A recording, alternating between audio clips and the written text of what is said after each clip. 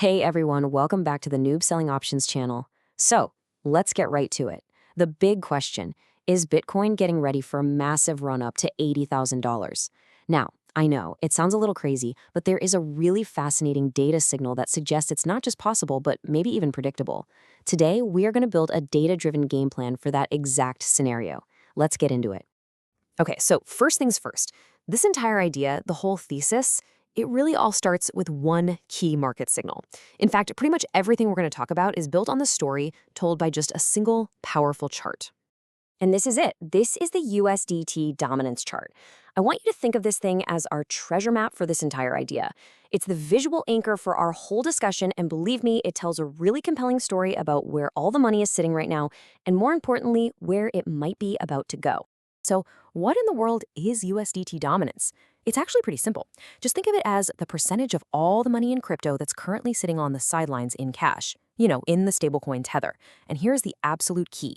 It has an inverse relationship with assets like Bitcoin. So when this chart goes down, it means people are taking their cash off the sidelines and buying crypto. And that is the rocket fuel that pushes prices up. As of right now, that dominance level is sitting at about 7.5%. But here's the interesting part. See that? It looks like it's forming what traders call a double top. That's a classic bearish pattern, which is just a fancy way of saying this chart looks like it's about to head down. And as we just said, that is very bullish for Bitcoin. Okay, so if dominance really does start to fall, where's it going? Well, the chart shows us a pretty clear support level down around 6.5%. You can think of that line as the logical floor for a big downward move. For our purposes, that's our target. Now for the fun part. What does that drop actually mean for the rest of the market? Well, a fall from where we are now to our target would mean that billions of dollars are flowing back into crypto. If you run the numbers, it implies a total market cap expansion of roughly 14.4%. That is a huge injection of buying pressure. And this right here, this is the core idea. If we assume that all that cash flows back into the market pretty evenly, that 14.4% expansion translates directly to a Bitcoin price target of somewhere between $79,000 and $80,000. So the signal is there, but how could the market actually make that journey? So let's talk about Bitcoin's actual path to 80K. The signal tells us what could happen. Now we need to understand the mechanics of how it could happen. And it all boils down to this idea of a liquidity sweep. The easiest way to think about this is what I call the 80K magnet. Why a magnet? Well, because there are these huge pools of money, specifically clusters of stop-loss orders from people who are betting the price will go down. These pools act like a powerful magnet, literally pulling the price towards them. The market is basically incentivized to push the price up to those levels to force those short sellers to buy back their positions, which just adds more fuel to the fire. And you know what? Those liquidity pools, they form a kind of ladder. First up, you have the immediate squeeze zone between 74.5 and 75K. If the price can clear that, the next big magnet is waiting up around 78K.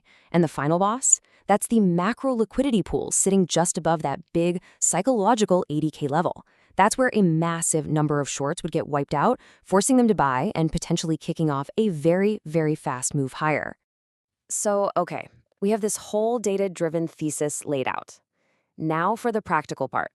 What is my tactical play? How am I actually going to position myself to take advantage if this whole thing plays out?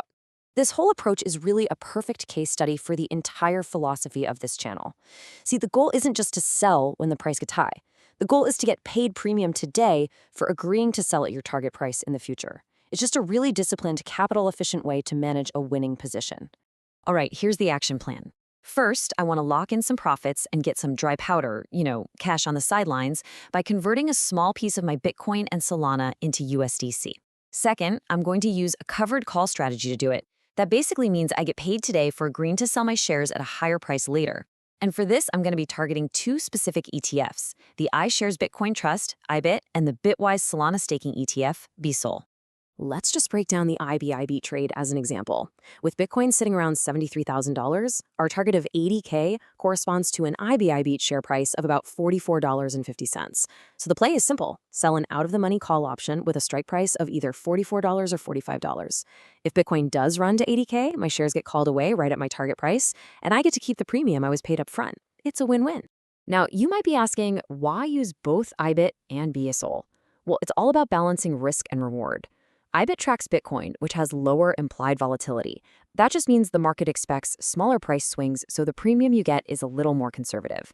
But BSOL, on the other hand, tracks Solana, which is a higher beta asset that tends to move way more dramatically. This gives it a much richer implied volatility, meaning I can collect a much juicier premium for selling those calls. It's just a way to balance a safer play with a higher reward one.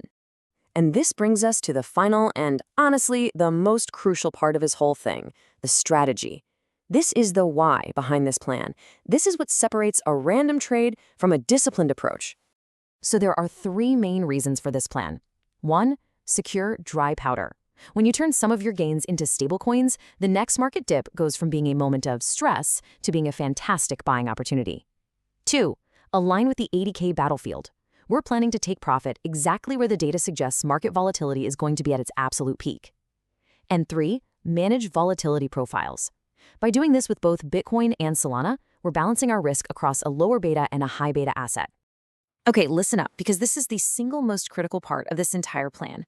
I cannot stress this enough. It is all about position sizing. You should only, and I mean only, write calls against the number of shares you are genuinely comfortable letting go of at that target price. The goal here is to take some profit off the table, not to accidentally cap the upside on your entire long-term holdings.